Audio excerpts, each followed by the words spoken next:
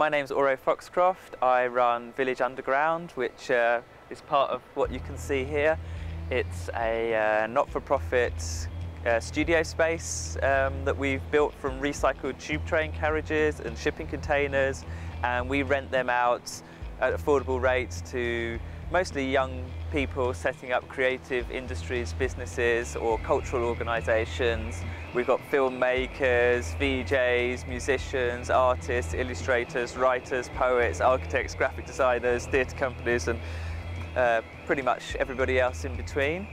It's also coupled with a building. We're on the roof of the building at the moment, and downstairs we run cultural events, live music, quite a lot of bits of theatre, exhibitions, and that's in conjunction with commercial work. Today we've got a film shoot happening in there, and it's the commercial side of the organisation which supports the not-for-profit side of the organisation, and in that way it's a social enterprise project. We'd searched around London for about a year and a half for lots of different sites that we might run the project from. We had some really far West London, some really far out East London, and a few around here. And eventually this was the site that stuck. We're standing on an old railway viaduct from the 19th century, and it's now been cut off. It's not been used for 20 years, so we got this section of it. We've craned the trains up on top of the viaduct, and now we're on a kind of raised island about 8 metres off the ground. That was a turning point for the project because the space underneath this railway arch and to the side here was a derelict warehouse, which we then converted, and that new phase of the project brought in cultural activities and events and projects that are bigger than the studio spaces up here and that the public can come and see. The model that we run this organisation on is something they call the three-legged stool. So we have 3 companies. There's a commercial company which has been set up in order to take the loans that we use to build all of this. There's a not-for-profit company that we use to manage the workspaces and to deal with the artists, and that's tax efficient to get the best the lowest rates that we can for the artists that work here.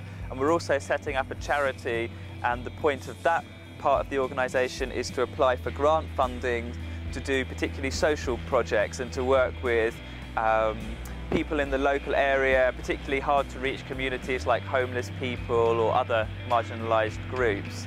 Village Underground as an organisation has about 5 or 6 daytime staff. We have a few duty managers that run the nighttime events. We have 10 or 15 bar people, another 10 or 15 security people. We have pools of sound engineers, lighting engineers, riggers, other technicians. So it's quite a big structure, although almost everybody is freelance, and we just call them in when we've got shows on that we need their help with.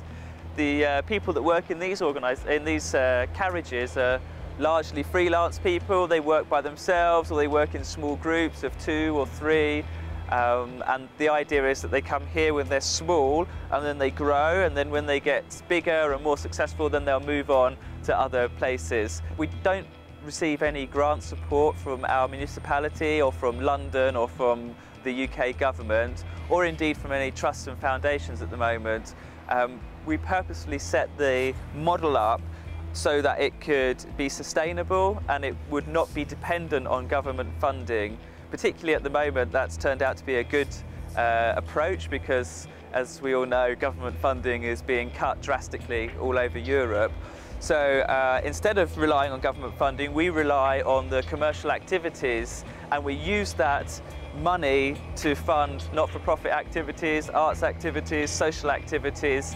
So the whole model is sustainable, and in England there's a really big drive for this approach under the name of social enterprise, and so we call ourselves a social enterprise, and in that way we are safe from a lot of funding cuts and a lot of the trends and fashions in grant funding that are apparent across a lot of sectors in the not-for-profit world.